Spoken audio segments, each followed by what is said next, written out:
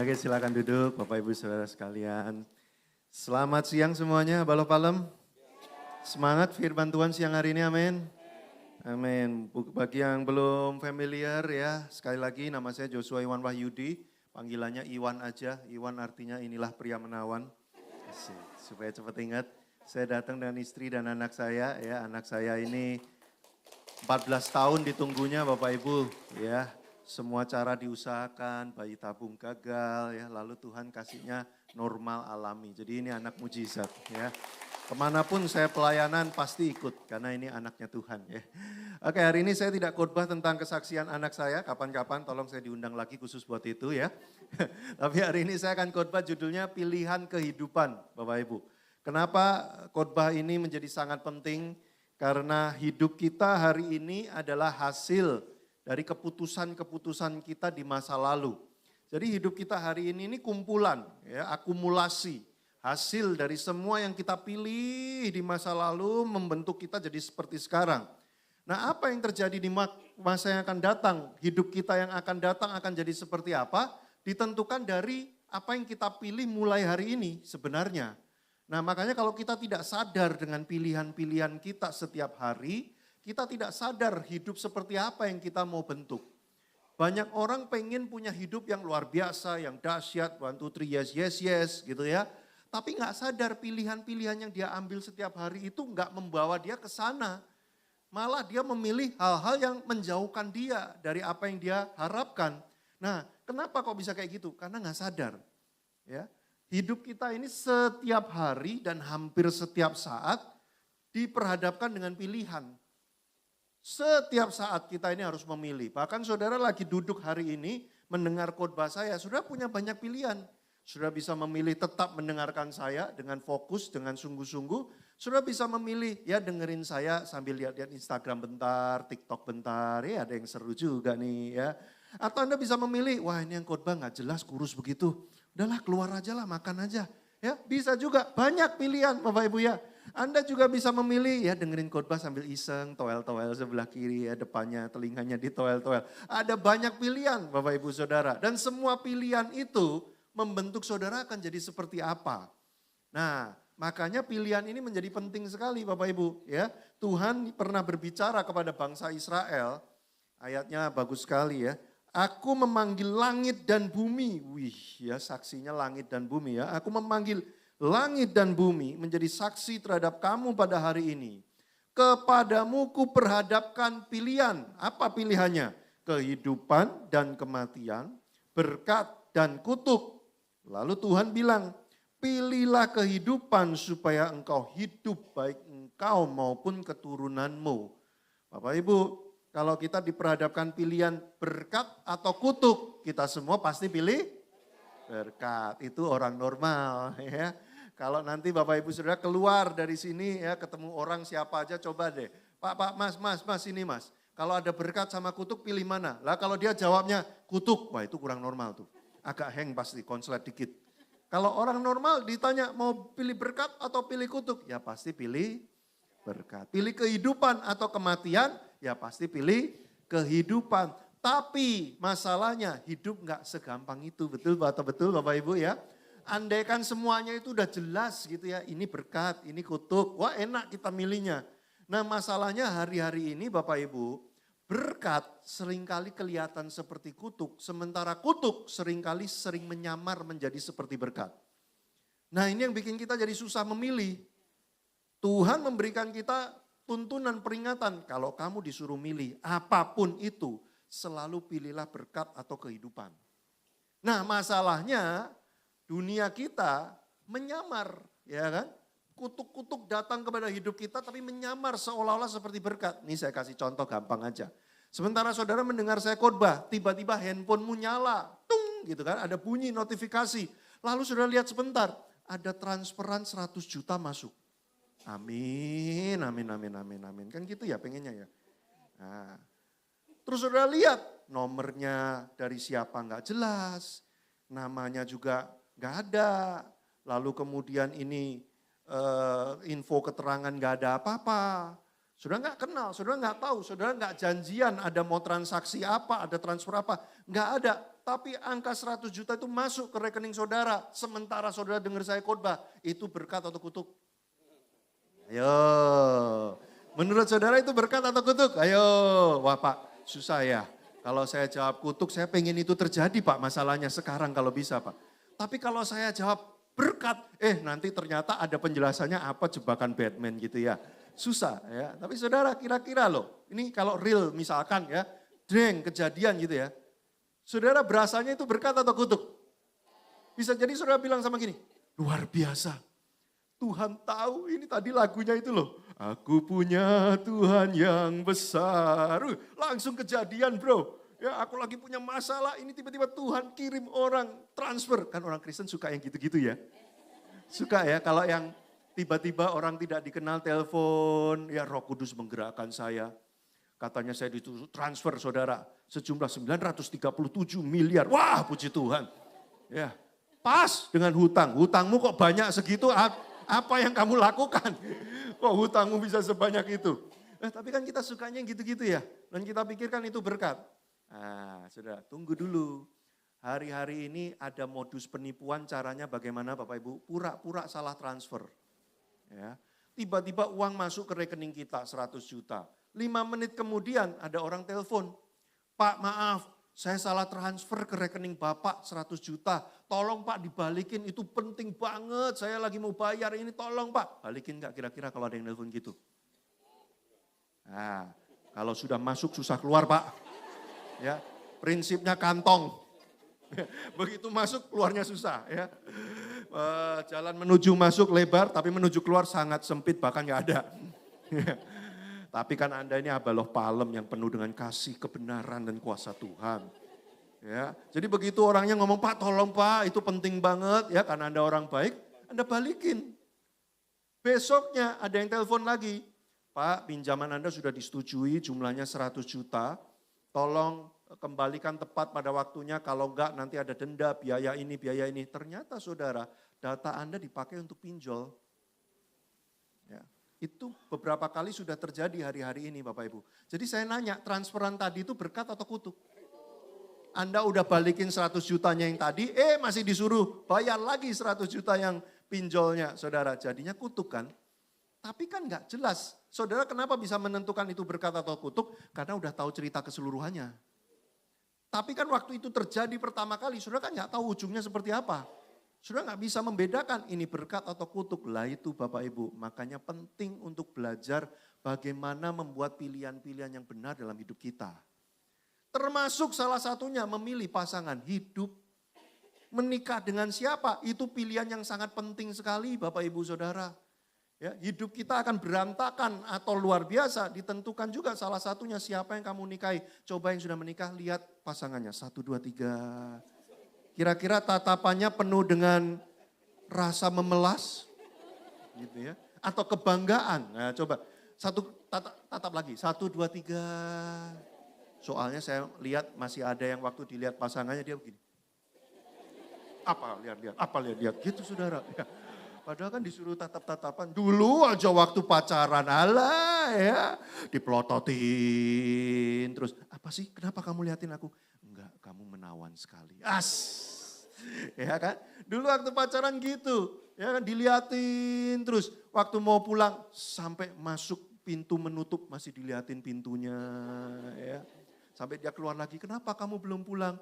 Aku belum rela berpisah denganmu. Sekarang boro-boro lihat ya, kok kamu masih di rumah? Kok nggak pergi? Wah, cepetan keluar. Saudaraku, menikah dengan siapa? Itu salah satu pilihan yang penting sekali. Makanya di gereja ini ada namanya BPN atau RPM. Bimbingan pranikah. Kenapa? Diajarin pilihan-pilihan dalam membangun relationship. Itu sangat penting. Ini saya kasih contoh, saya belok dikit tentang pernikahannya Bapak Ibu ya. Bukan nyindir, kenal aja enggak, ngapain nyindir-nyindir. BGR amat. Ya. Saudara, saya tahun 2020 buka konseling pernikahan. Sampai sekarang, sudah 5 tahun. 80% klien saya itu orang Kristen. Tapi fakta menariknya, banyak orang Kristen menikah secara Kristen, menikahnya di gereja yang berkati pendeta, bukan Sun Gokong, ya, pendeta. tapi menjalankan kehidupan pernikahannya tidak dengan nilai-nilai Kristen. Itu pilihan yang mereka ambil. Ya. Jadi menikah modern zaman sekarang tuh kayak beli saham. Ya, lihat portfolionya dulu ya, laporan keuangan ya, analisa apa itu namanya yang candlestick whatever itu ya. Dia analisa kelihatannya cuan nih. Boleh nih ya, ayo kita jadiin, jebret. Begitu ternyata dijalani, lah kok turun terus harga saham. Kan mulai boncos. Saatnya cut loss. Nah, karena kalau diterusin ini, wah kita akan tergerus ya kan. Jadi saatnya cut loss. Lah ini nikah kok kayak beli saham gitu loh ya. Cut loss ganti lagi saham yang baru. Walah boncos lagi cut loss lagi ganti saham yang baru lagi. Wah luar biasa. Loh itu pernikahan modern sekarang loh saudara. Jadi waktu saya konseling ketika saya itu mau coba doain dulu. Gak usah doa Pak, udah jelas hitung-hitungannya. Wah luar biasa. Ini menarik nih. Seorang istri, kemudian dia bilang ini, Pak saya itu udah merenungkan. Ini saya tidak dengan keadaan emosional Pak saya ngomong. Saya sudah memperhitungkan, saya sudah merenungkan. Tidak ada satupun alasan yang menguntungkan untuk saya lanjut sama dia Pak. Jadi kenapa saya harus berdoa lagi? Emangnya waktu saya berdoa saya akan ketemu Allah, udah gak ada. Saya udah renungin, saya udah konsultasi sama teman-teman, keluarga juga sudah mendukung untuk saya cerai. Loh, saya nanya, jadi kenapa kamu konseling sama saya? Supaya saya makin diteguhkan, Bapak juga setuju. Memang udah gak ada lagi yang bisa dilakukan. Saudara itu hari-hari ini tuh kayak gitu loh. Kenapa kok ini bisa terjadi? Karena sejak awal mereka memilih tidak menjalani pernikahan dengan nilai-nilai dari Tuhan. Sekalipun mereka Kristen, tapi mereka tidak percaya bahwa nilai kekristenan itu sanggup menjaga pernikahan mereka. Loh saudara, kalau nikah Kristen ini saya beritahu ya, nikah Kristen itu paling mengerikan dari seluruh jenis pernikahan. Jadi kalau Anda yang sudah nikah Kristen, itu memang hebat sekali, imannya besar atau Anda memang gak sadar mabuk. Loh, saya kan gembala nikah juga di Abalo Barat. Ini saya tambahkan pertanyaan, biasanya kalau Anda lihat pemberkatan nikah itu kan gembalanya kan nanyanya kan gini ya, mempelai pria, apakah engkau bersedia untuk mengambil bisi bla bla bla binti siapa bin siapa menjadi istri kan gitu ya nanyanya ya. Kalau saya enggak, tambahannya ada satu. Mempelai pria dan wanita sebelum kalian berdua mengucapkan janji nikah, saya mau nanya, apakah Anda dalam keadaan sadar dan tidak mabuk? Itu saya nanya beneran itu.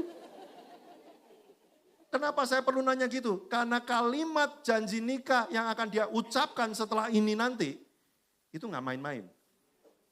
Coba yang nikahnya Kristen di hadapan Tuhan dan di hadapan gembala bukan Sun Gokong. Janji nikahnya apa? Aku akan mengasihi kamu dalam keadaan susah maupun senang. Banyak susahnya Pak daripada senangnya Pak. Ya 95% susah Pak. Cuma 5% yang senang. Terus dalam keadaan apa? Sakit maupun sehat. Di beberapa teman kami di Abalo Barat ada yang waktu menikah sudah didiagnosa beberapa penyakit tertentu sebelum nikah. Mereka lanjut tetap nikah. Saya nggak rekomen harus seperti itu. Tapi beberapa di antara rekan-rekan kami di Abalo Barat melakukan itu kenapa? Waktu mengucap janji nikah dalam keadaan sehat maupun sakit, itu gemeter saudara. Karena benar-benar terjadi. Yang ketiga, biasanya ngucapinnya pelan. Dalam keadaan apa? Wah, gemuk ataupun kurus ya. Sekarang masih kurus. Tapi aku penuh iman suatu saat kamu gak akan kurus selama-lamanya ya. Yang ketiga itu dalam keadaan kaya maupun miskin. Belum kaya Pak sampai sekarang Pak, masih miskin Pak. Padahal udah sekian belas tahun menikah. Tapi itu belum apa-apa, kalimat terakhir yang sebenarnya paling berbahaya itu. Kalau saudara masih ingat kalimatnya apa? Dan dalam keadaan apapun juga. Siapa sih yang bikin janji nikah bikin ribet aja? Loh itu kalimat maksudnya apa saudara? Yang masuk klausul apapun juga itu apa? Apapun juga. Termasuk ketika pasanganmu lagi kesurupan. Ngucap mantra kepada Anda tiap pagi. Anda udah janji loh. Makanya saya nanya, kamu lagi mabuk nggak? Kamu sadar nggak ngucap janji? Tolong yang muda-muda yang mau nikah-nikah, nanti waktu ngucapin janji nikah, tolong please jangan sambil baca contekan.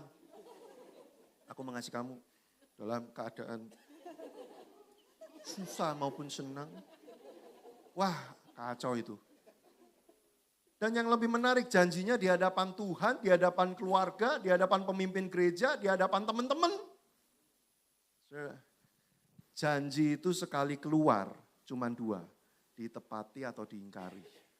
Itu janji, nggak bisa dibatalin. Cuman bisa ditepatin atau diingkari, itu namanya janji. Makanya kalau janji tolong mikir yang benar sebelum janji. Loh itu nilai kekristenan. Itu nilai pernikahan Kristen, salah satunya itu. Banyak orang memilih nikah secara Kristen tapi tidak memilih nilai kekristenannya. Makanya nanti menderita. Menderitanya kenapa? Karena tarik ulur antara dunia dan kekristenan nanti. Tapi kalau dua-duanya sudah hatinya bulat dalam keadaan apapun juga, kita akan memperjuangkan pernikahan ini. Apapun yang perlu dilakukan di hadapan Tuhan supaya pernikahan ini bisa jalan. Sampai Bapak memanggil kita akan usahakan. Dua-duanya kayak gitu. Nanti apapun yang terjadi akan ada jalan keluar. Loh kenapa? Karena mereka ketika sudah dead end, jalan buntu, mereka akan cari Tuhan dua-duanya. Dan Tuhanlah jawaban atas segalanya. Kadang-kadang dalam pernikahan ada situasi yang memang tidak ada solusinya. Nah ini jadi sedikit seminar pernikahan mau ya Bapak Ibu ya, nggak apa-apa ya. Ibadah 1 enggak loh, khusus ibadah 2, nggak tahu kenapa ya. Kalau ibadah 1 tadi saya korbannya beloknya tentang keuangan. Kalau ibadah 2 kayaknya udah kaya semua ini, jadi nggak usah. Ibadah 2 saya beloknya ini pernikahan nih, ibadah 2 nih. Ya. Saya mau ngomong apa ya tadi? Pernikahan. Nah saudara, pernikahan Kristen itu adalah begini loh. Tidak selalu situasi-situasi itu ada, oh kita lakukan ini jawabannya. Kadang-kadang nggak ada, memang itu buntu aja. Tapi kenapa kok kita masih bisa jalanin? Karena Tuhan mengubah hati kita. Makanya kalau menikah Kristen tapi nggak percaya dengan kuasa Tuhan, nggak percaya dengan nilai-nilai kekristenan, hatimu tidak akan bisa diubah. Itulah yang membuat kebuntuan akan buntu selama-lamanya. Keadaannya nggak akan berubah, tapi hati kita yang akan diubah oleh Tuhan. Kalau kamu percaya kepada Kristus di dalam pernikahanmu. Masalahnya banyak orang nikah Kristen tapi nggak sungguh-sungguh percaya, nggak mau memilih jalan bersama dengan Tuhan. Nah itu yang bahaya. Mereka memilih kutuk walaupun kelihatannya dianggap berkat. Tapi kematian terjadi dalam pernikahannya. Bapak Ibu statistiknya tuh bilang begini, 7 dari 10 konflik yang terjadi dalam pernikahan. Ini 7 dari 10 konflik yang terjadi dalam pernikahan. Itu adalah konflik yang tidak ada solusinya. 7 dari 10. Makanya kalau ada orang bikin konferensi pers terus dia bilang begini, kami tidak cocok, terjadi perselisihan yang tidak bisa diselesaikan. Ya semua pasangan juga gitu bro. Coba liatin yang udah kakek nenek. Udah kakek nenek. Kadang kan masih gini. Habis itu dari sejak nikah tuh. Sampai nanti Maranatha. Kalau ngomongin topik itu. Mereka akan terus. Tapi habis itu ya udah. Itu semua pasangan tuh kayak gitu. Statistiknya udah penelitiannya udah bilang gitu. Dan itu bukan penelitian Kristen loh. Itu penelitian sekuler. Jadi artinya apa? Tanpa Yesus, kamu akan sering berhadapan dengan jalan buntu dalam pernikahanmu. Terus apa jalan keluarnya? Cut loss. Loh kalau manusia modern cut loss. Tapi di dalam Kristus Tuhan mengubah hati kita. Situasinya tidak berubah, orangnya yang diubah oleh Tuhan. Kalau percaya, nah milih itu enggak masalahnya. Makanya coba kalau Anda lihat kiri kanan Anda, ada yang wajahnya haus menikah, belum menikah, pengen menikah, bilang ikut BPN. 1, 2, 3. Coba dilihatin sekelilingnya, yang wajah-wajahnya kayak haus menikah. Bukan haus menikah lagi ya. Udah punya pasangan tapi masih haus menikah lagi, bukan. Nggak usah ikut BPN yang itu. Ya ditolak pasti. Yang muda-muda tuh loh, dilihatin yang muda-muda. Ya. Saya beri waktu 30 detik, coba sekeliling lihat yang muda-muda. Terus walaupun jauh ya, gini-gini. Nah gitu ya, coba ya. Nah udahlah saya menghabiskan waktu separuh nih buat seminar pernikahan. Udah khotbahnya belum selesai ya, masih ada 300 slide lagi. Udah cepet aja. Ya, 1, kamu bebas memilih Tapi kamu tidak bebas dari akibat pilihanmu. Kamu bebas mau milih makan apa aja setelah dari sini. Wow, Chinese food, sate kambing. Wah, apa bebas mau milih makan apa aja. Tapi tidak bebas dari akibat pilihan makanan yang kamu ambil. Kalau kamu tiap hari makan sate kambing terus, itu bebas, itu pilihanmu. Tapi kolesterol naik, ya itu akibatnya. Jadi yang dipilih itu bukan pilihannya, yang harus kita pilih itu akibatnya apa. Banyak orang kalau diperhadapkan pilihan, gak mikir panjang akibatnya apa, cuman wah yang ini seru, wah yang ini asik nih, yang ini enak. Dia milih berdasarkan yang kelihatan aja. Tapi gak pernah ngelihat belakangnya tuh akibatnya apa. Saya gak mau komsel, wah, pilihannya kan kelihatannya gampang ya. Kenapa? Soalnya komsel tuh ribet, bener atau bener? Ya ada nggak yang komselnya isinya orang aneh? Yang kita berdoa supaya dia keluar aja dari komsel.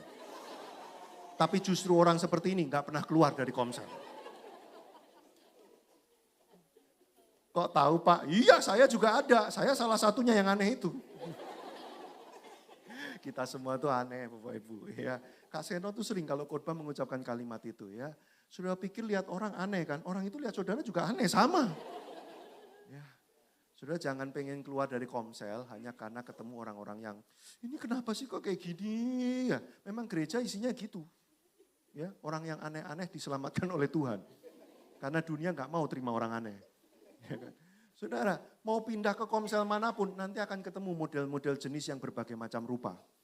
Jenis yang model ini hanya bisa dengan doa puasa. Yang gitu-gitu tuh. Saudara. Nah kadang-kadang kita milihnya tuh cuman ini yang cepet aja, yang gak ribet, yang enak dan sebagainya. Tapi akibatnya apa? Engkau gak berkomunitas. Memang kamu terbebas dari keanehan orang itu. Tapi ada akibat lain terhadap kerohanianmu. Kelihatannya kamu memilih berkat padahal yang kamu pilih adalah kutuk. Lah itu sering saudara. Nah makanya kalau milih itu yang dipilih bukan pilihannya tapi akibatnya. Nonton drakor sampai jam 4 pagi. Pilihannya itu atau tidur. Sederhana. Akibatnya apa? Kelihatannya cuma nonton, cuma drakor aja loh, gak masuk neraka, gak dosa kan. Memang nonton drakor dosa. Enggak. Ya emang enggak. Tapi besok lu kerja teler, habis itu lu dipecat. Gitu loh maksudnya. Akibatnya itu gak dilihat gitu kan. Nah, milih pasangan hidup juga gitu. Wah cuantik. Nah ini masuk poin kedua nih ya. Dasarmu memilih menentukan kualitas pilihanmu. Caramu milih itu dasarnya apa? Itu nanti menentukan pilihanmu tuh kualitasnya bagus apa enggak. Ini saya kasih contoh bagus sekali. Saudara tahu Abraham dan Lot? Yes, Abraham dipanggil Tuhan keluar dari daerah kelahirannya, merantau. Lot itu keponakannya ikut merantau bersama. Mereka kemudian berhasil, ternaknya banyak. Sampai gembalanya Lot sama gembalanya Abraham berantem, rebutan rumput dan tempat minum air buat ternaknya mereka. Nah, lalu Abraham bilang sama Lot begini, Lot kita ini kan saudara daripada berantem. Udah gini lah, ini tanah masih gede nih. Kamu pilih aja, kalau kamu ke kanan aku ke kiri, kalau kamu ke kiri aku ke kanan. Kita pisah supaya gak ketemu berantem, oke? Cari rumput sendiri-sendiri, cari air sendiri-sendiri. Lalu kita baca ayat ini. Nah ya. Apa yang terjadi? Lalu Lot melayangkan pandangannya dan dilihatnya lah bahwa seluruh lembah Yordan apa Bapak Ibu warna biru banyak airnya. Nah ini penting nih makanya saya kasih warna berbeda. Banyak airnya seperti taman Tuhan, seperti tanah Mesir sampai ke Zoar. Hal itu terjadi sebelum Tuhan memusnahkan Sodom dan Gomora. Sebab itu tuh sebab karena apa? Karena banyak airnya itu. Maka Lot memilih baginya seluruh lembah Yordan itu lalu berangkat ke sebelah timur dan mereka berpisah. Sementara Abraham menetap di tanah Kanaan, tetapi Lot menetap di kota-kota lembah Yordan dan berkemah di dekat Sodom. Kalimat terakhir yang warna biru kita baca bersama-sama. 1, 2, 3. Adapun orang Sodom sangat jahat dan berdosa terhadap Tuhan. Tapi itu enggak dipertimbangkan oleh Lot. Lot cuma lihatnya apa? Banyak airnya. Kalau penduduknya dosa mak ya kita bisa injilin lah nanti gampang lah. Ya, yang penting banyak cuannya. Nah itu loh, saudara hati-hati. Kadang-kadang di dunia ini pilihan-pilihan datang banyak airnya. Kelihatannya banyak airnya. Tapi saudara mesti periksa, ini berdosa dan melawan Tuhan enggak? Saudara tahu akhirnya, kisahnya, ceritanya? Yes, hampir-hampir Lot tidak selamat. Semua harta yang sudah dikumpulkan habis hangus oleh api. Istrinya tidak selamat. Kenapa waktu Sodom dan Gomora dihujani oleh api dan belerang, lari kan? Malaikat udah bilang, jangan tengok ke belakang lagi. Tapi istrinya, tas Hermesku. Waduh, itu saya setengah mati tuh nyarinya, begitu lihat ke belakang jadi tiang garam. Tiang awan. Jadi tiang garam saudaraku. Itu ujungnya. Kelihatannya banyak airnya, berkat, betul nggak? Tapi ujungnya kematian, kutuk saudara. Kenapa? Karena nggak lihat berdosa dan melawan Tuhan saudaraku. Kadang-kadang ya milih pasangan hidup ya banyak airnya. Ini anak konglomerat, orang tuanya usia udah 90-an semua. Ya tunggu sebentar lagi aku yang jadi konglomerat. Banyak airnya ini. Padahal enggak cinta Tuhan, ya Tuhan Yesus saja baru dengar hari ini, ya hidupnya ngawur, berdosa, ngelawan Tuhan, kriminal, melanggar hukum, moral enggak benar dan sebagainya. Gampang Kak, nanti ikutin SPK, ya itu tugasnya Pak Mindra. Ya, kalau saya tugasnya membawa jiwa, ya kalau Pak Mindra tugasnya mempertobatkan jiwa, ya enggak apa-apa, saudaraku. Banyak cerita-cerita kayak gitu. Makanya kalau ditawari kerjaan, jangan cuma dilihat banyak airnya Bapak Ibu. Sudah mesti lihat itu kerjaan berdosa dan melawan Tuhan enggak? Sekalipun banyak airnya tapi kalau berdosa dan melawan Tuhan, pilihlah untuk skip. Bapak Ibu. Saya tahu enggak mudah, ngomong gampang, enak aja ngomong gampang, coba gantiin khotbah di sini. Enggak gampang ngomong ya. Saya kurus kering begini karena khotbah terus loh saudara. Enggak gampang ini, enak aja. Gampang ngomong, emang situ kalau ditawarin langsung skip pasti diterima juga. Bapak Ibu Saudara, ada ceritanya kenapa saya kayak gini. Waktu dulu saya kerja training, ya sampai sekarang masih kerja training Bapak Ibu ya. Ada beberapa perusahaan lembaga mintanya kwitansi kosong. Wah saya langsung putuskan sama istri saya sejak itu. Yang jenis ini kita nggak mau terima. Enggak, kita maunya SPK-nya jelas, surat kontrak jelas. Ini lembaga saudaraku.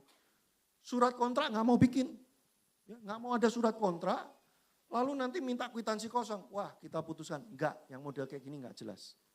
Pokoknya surat kontrak harus jelas, kwitansi dari kita nggak bisa diubah, pokoknya angka semuanya jelas. Akibatnya apa? Saya kehilangan banyak sekali proyek karena itu. Temen saya ngomong begini, bro jangan kaku-kaku. Ya dalam dunia usaha kita ini harus growth mindset. Alah. Ya. Kita ini harus fleksibel ya. Dia mau. Dan dalam setahun dia udah dapat proyek dikelilingin cukup untuk setahun. Karena rupanya instansi ini nanti dikenalin ini. Nggak pakai presentasi, nggak pakai tender, nggak pakai apa-apa, jebret selesai semua. Tapi saya harus berjuang, cari lagi. Ya walaupun kurus tapi kan tetap ganteng. Maksud saya Tuhan pelihara saya gitu loh Bapak Ibu. Tidak mudah. Jalan yang benar seringkali tidak mudah. Jalan yang mudah seringkali, tidak selalu, tapi seringkali tidak benar. Jangan pilih yang mudah, pilihlah yang benar. Sekalipun tidak mudah. Terakhirlah Anda dari tadi udah ngerti ya. Lucu gak lucu ketawa, ngerti gak ngerti manggut-manggut, ya udahlah terakhir. Pemain keyboard dimanapun Anda berada, tunjukkan pesonamu. Karena khotbah sudah hampir selesai. Udah kayak take me out aja ya. Ketiga. Pilihlah yang Tuhan berkenan lebih dari yang kamu inginkan. Ini penting Bapak Ibu. Kenapa? Karena manusia itu yang gak bisa habis, bukan nyawanya. Manusia itu yang gak bisa habis adalah keinginannya. Keinginan itu tak terbatas. Makanya tadi di ibadah 1 saya bilang gini, keuangan itu kalau cuma mau cukup aja bisa dihitung. Kalau mau nyampe standar cukup, itu bisa dihitung. Dan firman Tuhan menjanjikan semua orang percaya pasti dicukupi. Itu firman Tuhan. Gak mungkin kurang, cukup. Bisa dihitung, bisa di-achieve, targetnya jelas. Tapi kalau keinginan, nah itu susah itu. Keinginan itu nggak ada habisnya dan upgrade terus. Dulu waktu saya sekolah, SD nih, wih hebat banget saya masih ingat. Ya cuman ini yang saya ingat waktu SD. Ada pelajaran ekonomi itu ada kalimat kepuasan marginal. Kepuasan marginal itu apa? Waktu kamu haus banget, kamu minum air 1 gelas, itu air terasa nikmat banget, betul? Begitu 1 gelas kamu minum, kamu minum lagi gelas kedua, kenikmatannya udah gak seperti gelas pertama. Kepuasannya udah turun. Nanti kamu minum gelas ketiga, bukan puas, kembung. Kamu termuak-muak, itu sudah gak ada nikmatnya sama sekali. Itu hidup. Rumah baru, bagus, keren, jenis terbaru. Wah pokoknya keren banget. Sebulan pertama tuh nikmat banget. Nanti setelah setahun, ya jadi biasa aja. Setelah 5 tahun, rumah kok kayak gini ya. Berarti butuh ganti rumah lagi, renov lagi, betul nggak? Itu muter terus nggak ada habisnya, makanya Anda lelah. Dunia tuh caranya kayak gitu, bikin kita nggak concern sama Tuhan. Anda dibikin lari ngejar terus iPhone 16, 17, 18, terus sampai Maranatha itu nanti. iPhone Maranatha. Terus kalau Anda ke kayak Informa dan sebagainya, wah Anda liatin panci, piring, apa segala macam. Keren-keren ganti terus, saya itu godaannya salah satu terbesar tuh Informa. Makanya saya berdoa Tuhan kuatkan aku kalau jalan-jalan di situ. Lewatkanlah cawan ini daripadaku. Soalnya ada panci warna biru, pink, hijau, merah, kuning. Wah kalau masak sup ayam pakai merah enak ya. Nanti kalau ini, wah sudah. Enggak ada habisnya saudara. Begitu pertama punya, habis itu. Terus Anda kejar. Keinginanmu enggak ada habisnya. Sampai saudara akan merasa enggak cukup uang, enggak cukup waktu, enggak cukup tenaga, enggak cukup hidup ini untuk menghabiskan dunia. Memang dunia tidak pernah memuaskan. Sampai dunia ini bubar nanti hancur, tetap tidak puas semua orang yang di dalamnya. Karena jawaban sejatinya cuma Yesus. Tapi orang gak mau pilih Yesus, orang pilihnya dunia. Makanya kuk itu begitu berat dan mereka lari kejar. Apa sih yang dikejar sebenarnya? Sudah liatin deh, orang udah korupsi 1.000 triliun, masih kurang. Apa sih yang mau dikejar? 1.000 triliun itu gila loh, kamu udah bisa ngapain aja itu. Jungkir balik, koprol udah gak. Tapi masih kurang. Tapi kalau engkau pilih Yesus, cukup. Begitu nyampe cukup, sisanya kelimpahan. Limpah. Kepuasan terus di dalam Kristus. Pilihlah Yesus lebih dari yang kau inginkan. Keinginanmu gak ada habisnya. Keinginanmu tidak selalu berdosa. Keinginanmu tidak selalu salah. Tapi keinginanmu bisa menjauhkan kau dari Tuhan. Kurang, ini episode 15, tinggal 1 episode lagi. 16 tamat, 1 lagi. Enggak dosa, Anda enggak masuk neraka gara-gara Anda tambah 1 episode. Tapi besok enggak ke gereja. Saudara nangkep maksud saya? Keinginan kita itu jangan diumbar. Jangan selalu dipilih, keinginan ikuti. Loh, dunia kan gitu. Ikuti kata hatimu. Alah, hatimu aja enggak jelas. Kadang gini, kadang gitu kok diikuti. Makanya tersesat terus kan? Ikuti kata hatimu. Enggak bisa. Sudah enggak boleh ikuti keinginanmu. Ikuti apa? Firman Tuhan. Apa yang Tuhan mau. Yes, khotbah saya udah kelamaan. Mari kita berdoa. Yuk kita datang di hadapan Tuhan. Saudara, saya cepat dan langsung.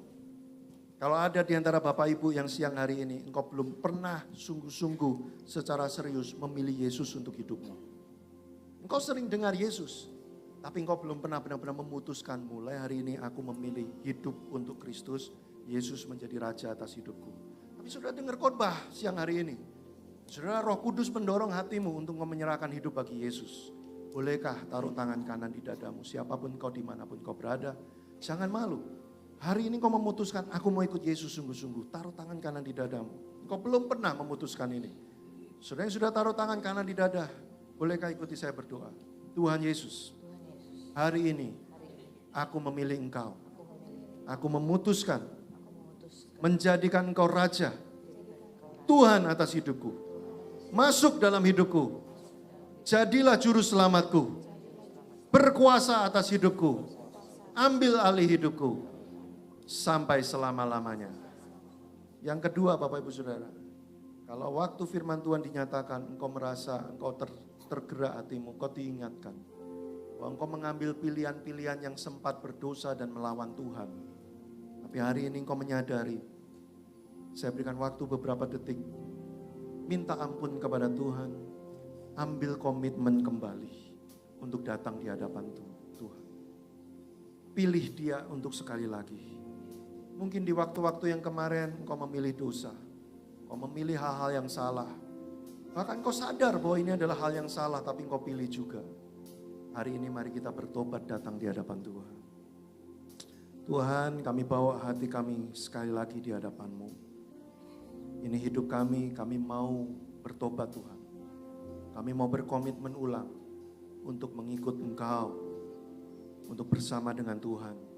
Ampuni kami, kuatkan kami, berikan kami kasih karunia, supaya kami bisa mengambil keputusan selalu memilih apa yang Tuhan kehendaki dalam hidup kami. Terima kasih untuk firman-Mu, untuk kehadiran-Mu di tengah-tengah kami. Roh Kudus, terus Engkau bekerja, menjelaskan firman ini lebih lanjut dalam hidup kami. Serahkan jemaat-Mu, hidup kami dalam tangan-Mu. Roh Kudus menjaga, kasih karunia menolong kami. Dalam nama Tuhan Yesus. Haleluya. Sama-sama kita katakan amin.